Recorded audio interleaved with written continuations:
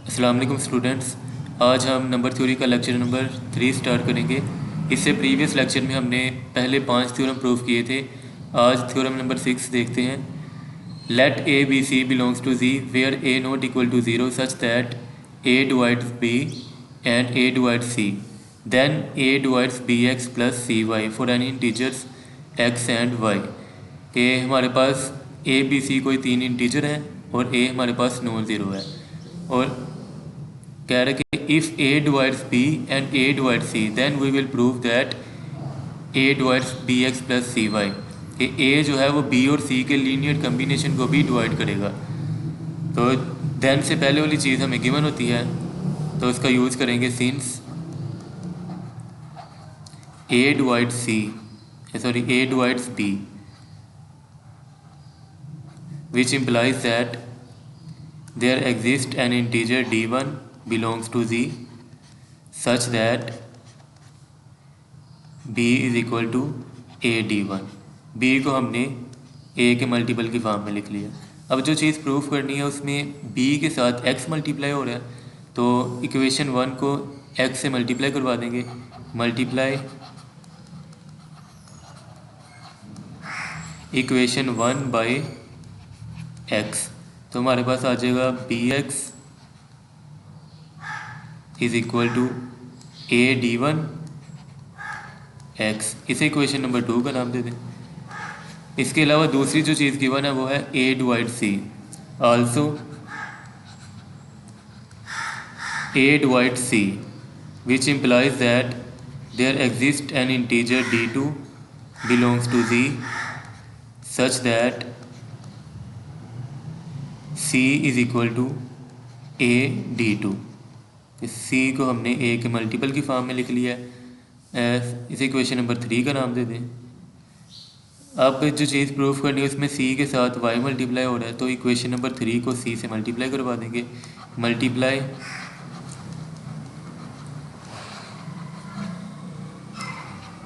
Equation 3 by y, तो ये मेरे पास आ जाएगा c y is equal to A D two Y.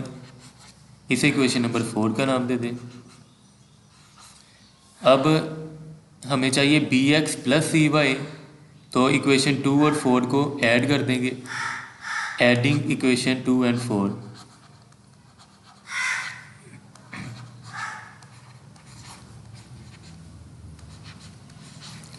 तो इक्वेशन 2 थी बी एक्स, ये आ जाएगा B x plus C Y is equal to A D one X plus A D two Y. Left hand side को left hand side में add किया और right को राइट हैंड साइड में, तो बी एक्स प्लस सी Y equal आ जाएगा, right side पे ए कॉमन आ रहा है तो ए कॉमन ले लेंगे, D one X plus D two Y. अब मुझे पता है कि एक्स और वाई हमारे पास कोई से 2 इंटीजर थे, और ए और बी भी डी वन और डी टू भी 2 इंटीजर हैं, तो 2 इंटीजर का मल्टीपल भी एक इंटीजर नंबर होता है और इनका सम भी एक इंटीजर ही आएगा।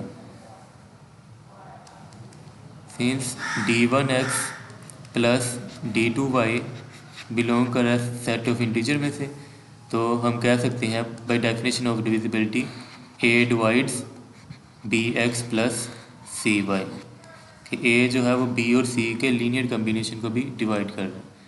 तो यही चीज़ हमने प्रूफ करनी थी। इसके बाद अगला थ्योरम है हमारे पास theorem number 7। Let A B C belongs to ji where A not equal to zero such that A divides b plus c and A divides b, then we will prove that A divides c. तो then से पहले वाली statement given है, इसका use करेंगे। Since a divides b plus c, which implies that there exists an integer d1 belongs to z such that b plus c is equal to a d1। इसे equation number 1 का नाम दे दें।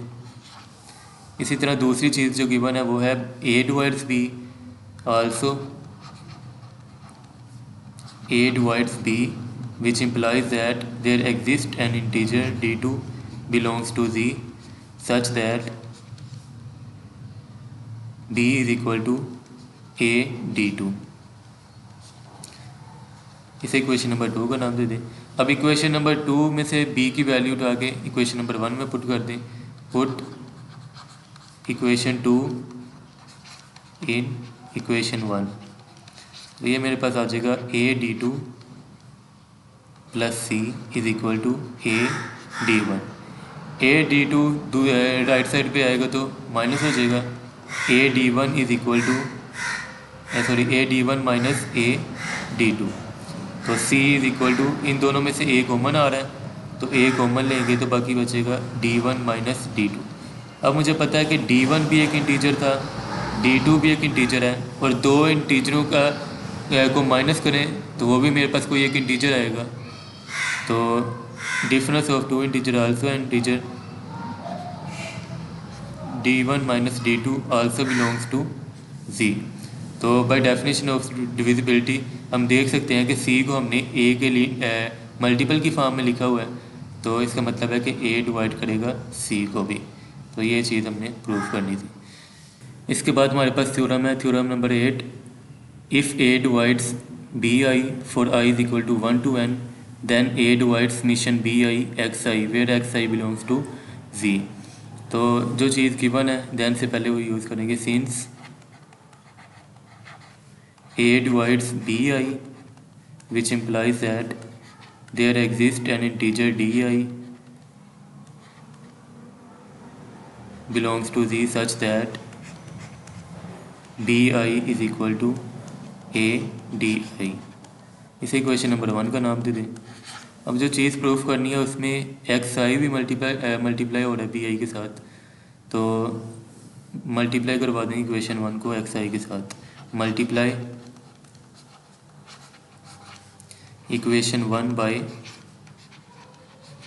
xi, तो ये मेरे पास आ जाएगा bi xi is equal to a di xi, और इसके साथ समीशन भी अप्लाई हो रहा है, तो दोनों तरफ समीशन अप्लाई कर देंगे। Summation i is equal to 1 to n, i की रेंज इसने बता दी है कि 1 से लेके n तक है। bi xi is equal to summation i is equal to 1 to n a di xi। अब समीशन जो है वो i के ऊपर अप्लाई हो रहा है, तो a को हम समीशन से बाहर लिख लेंगे, a summation i to n di and xi। अब हमें पता है कि di एक इंटीजर था, xi भी एक इंटीजर है, दो इंटीजर का मल्टीपल भी एक इंटीजर नंबर होता है, और उनका तमाम इंटीजर का जो सम है तो उनका सम भी एक इंटीजर नंबर ही होगा। Since xi di belongs to z, तो इनका जो सम है तमाम जो xi di है वो भी एक इंटीजर ही होगा।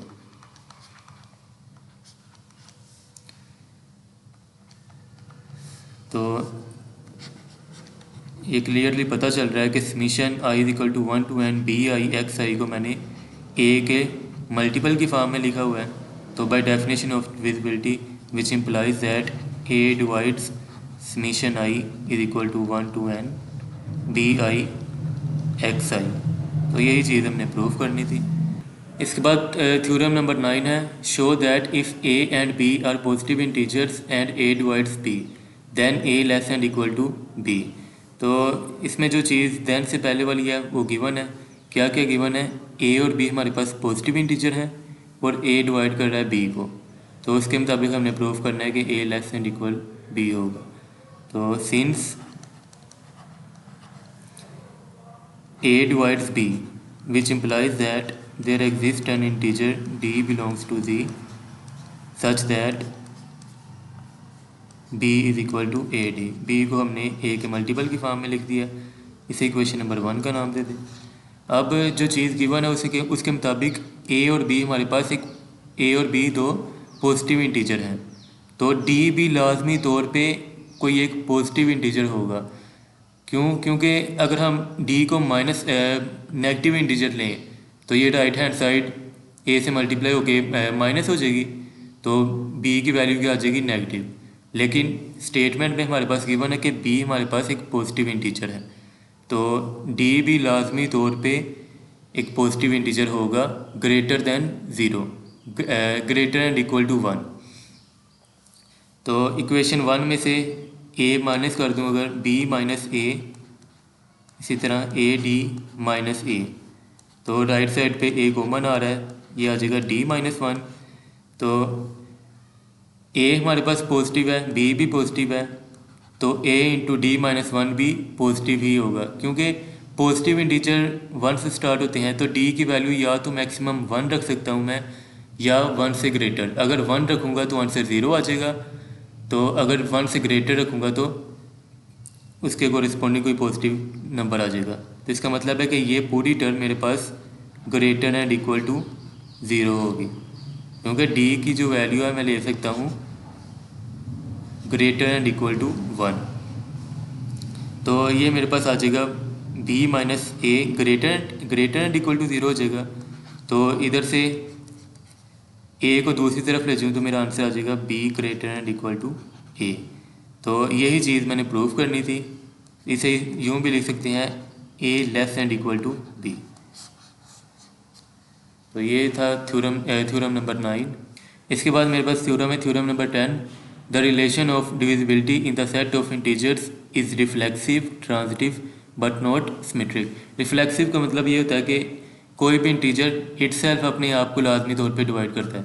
मिसाल के तौर पे 3 को डिवाइड करेगा, इसी तरह 4 जो है 4 को डिवाइड करता है, इसी तरह अगर हम जनरल बात करें a जो है वो a को डिवाइड करेगा। तो ये देख लेते हैं, ये आ जाएगा। सबसे पहले रिफ्लेक्सिव देखते हैं। The relation is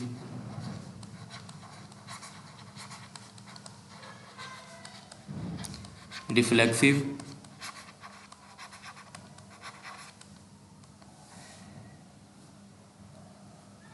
since a divide करता है a को, विच इम्प्लाइज दैट a को हम a के मल्टीपल की फॉर्म में लिख सकते हैं, a is equal to a multiply 1 for all a belongs to z।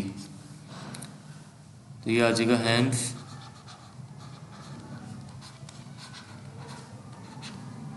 The relation is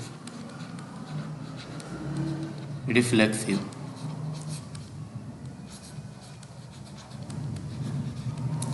इसके बाद सेकंड नंबर पे है ट्रांजिटिव। ट्रांजिटिव का मतलब ये है कि अगर 2 डिवाइड कर रहा है 6 को और 6 डिवाइड कर रहा है 18 को, तो इसका मतलब है कि 2 जो है वो 18 को भी डिवाइड करेगा, विच इम्प्लाइज दैट 2 18 को भी डिवाइड करेगा। तो इसे देख लेते हैं, प्रूफ करते हैं।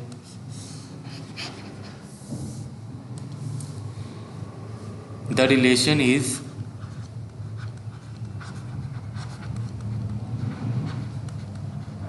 ट्रांजिटिव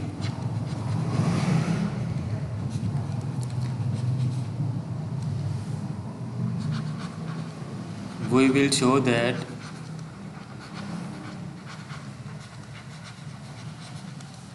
कि अगर a डिवाइड कर रहा है b को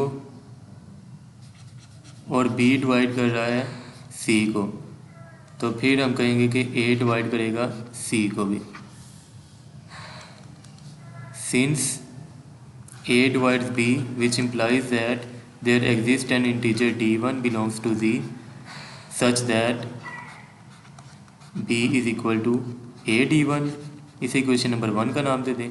और दूसरी चीज़ थी b divide c, also since b divides c which implies that there exists an integer d2 belongs to z such that c is equal to b d2। तो इक्वेशन नंबर 1 से b की value उठा के equation number 2 में put कर देते हैं। Put equation 1 in equation 2। तो ये मेरे पास आ जाएगा c is equal to a d1 D2, C is equal to A, D1 और D2 को इकट्ठा कर ले। अब D1 भी मेरे पास एक इंटीजर था, D2 भी इंटीजर है, दो इंटीजर का मल्टीपल भी एक इंटीजर ही होगा। D1 D2 belongs to Z। तो यहाँ से क्लियरली पता चल रहा है कि C को मैंने A के मल्टीपल की फॉर्म में लिखा हुआ है, जिसका मतलब है कि A डिवाइड करेगा C को bye definition of divisibility. Reason क्या है, since D1 D2 belongs to Z। तो हम लिख देंगे हैंस रिलेशन ऑफ डिविजिबिलिटी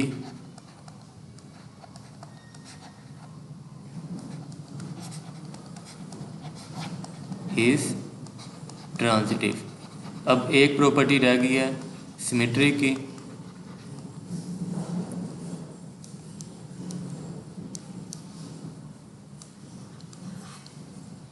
ये आ जाएगा द रिलेशन इज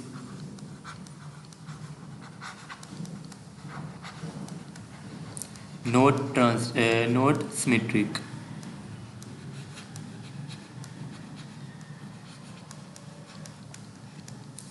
कि अगर मेरे पास A जो है वो B को डिवाइड कर रहा है for A not equal to 0, जहाँ पे A और B दो कोई से दो इंटीजर हैं, तो B जो है वो A को डिवाइड नहीं करेगा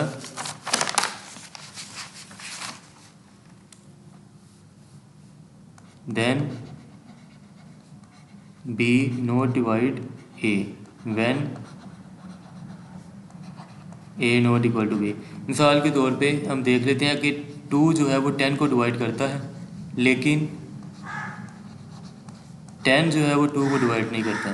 तो हम कह सकते हैं कि the relation of divisibility is not symmetric. Hence